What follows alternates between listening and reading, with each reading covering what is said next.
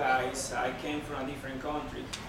So I came here at 19 years old, and I came with all my dreams. You know, I wanted to be a businessman, not a Bobby, but a real businessman. You know, I wanted to make a big sales and make a lot of money. But there was a little problem.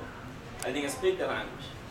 So, you know, I can remember like today when I had my first job interview, and I was so nervous, you know, I didn't know the language, and I was this Puerto Rican guy next to me. And by speaking to me, he noticed that I didn't know the language. So he said, don't worry, you know, just do what I do and say what I say, we're gonna get the job. Like, okay. So we sat on the interview, luckily together, and the manager was asking us questions, and everything he said, I said the same thing, and he said yes, I said yes, and yeah, You know, so I was just mimicking whatever he said. So, but the manager noticed, you know, he knew that I didn't know the language, and until this day, I don't know why he gave me the job. And I didn't have no experience, don't speak the language, and I became a forklift driver.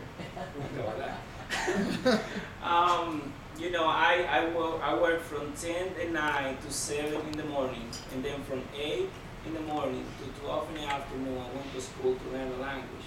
It was a horrible time, you know, and I did that for 10 months in New York. Cold, winter, weather, the worst time of my life. I didn't have time to eat, I didn't have a life. And I know I didn't come to this country to live that way. So I was always looking for an opportunity. So one day I was walking downtown, and I saw this big sign. It says hiring. So I went right in, and I was this guy, all white. You know, he told me all about this great organization. He told me, you know, they train you, they give you food, they give you shelter, and they pay you twice a month. I said, oh my God, what I signed up? He said, right here. So that's how I joined the United States Navy.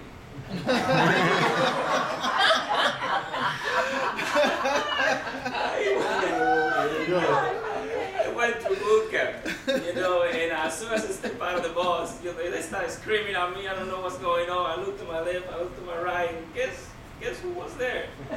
The Puerto Rican guy. I just followed him around, everything he did, everything he said. I just mimicked everything, you know. It was I don't know, it was amazing, but it was supposed to be 3 months. I spent 5 months. I think I got a record on that one. But, you know, I graduated from boot camp, and I was transferred here to Kings Bay, Georgia. Actually to the USS John F. Kennedy. And, you know, I don't even remember how I got to the base because I was so scared, so nervous. And, you know, I get out of the cab, and I'm looking for the chip because I'm supposed to be in the chip, right? So I'm looking around, and the chip was this huge building, you know, 2 football field wide, the USS John F. Kennedy. And, you know, I was so nervous. I was going upstairs, and I go and I say, request permission to come on board. And when I look, guess what's there? The Puerto Rican guy again. I said, oh my God, I gotta be the luckiest guy in the world. And, you know, the great thing was that it wasn't only him. It was like he got like 20 Puerto Rican guys, 20 Puerto Rican friends, you know, and they told me how to advance in rank, how to get a recognition from my superiors. And you know, I spent 5 wonderful years in USS John F. Kennedy, and then I transferred to Kings Bay, Georgia.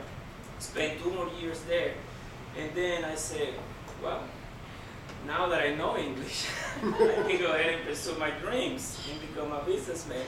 That's when I got out, and you know, I became a realtor, and that's what I've been doing since 2005. And you know, my first company that I worked for was Waxon. So I went to the office, and when I go to see my broker, I opened the door, looked behind the desk. No. The Puerto Rican guy. And let me tell you, it was amazing because since 2005 until 2008, you know, when the market crashed, you know, I had an amazing time. You know, I bought 7 properties, and you know, he told me how to manage my money, you know, how to deal with anything until 2009, 2009 market crash. I lost pretty much everything, 5 foreclosures, only got to keep my house, and it was horrible, you know. And a few months ago, a friend of mine introduced me to, actually let me back up a little, because during that time, after I basically lost everything, I started drinking really heavily, and then I started gaining weight. I was over about 40 pounds overweight. And this friend of mine called me and said, hey, you look like you gained some weight. And I think you can come and take a look to this opportunity.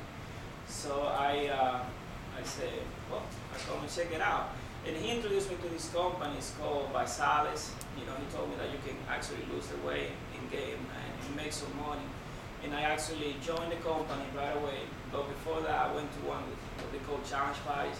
And I went inside, and when I went in the door, and I looked inside, and guess who was there? Puerto Rican guy.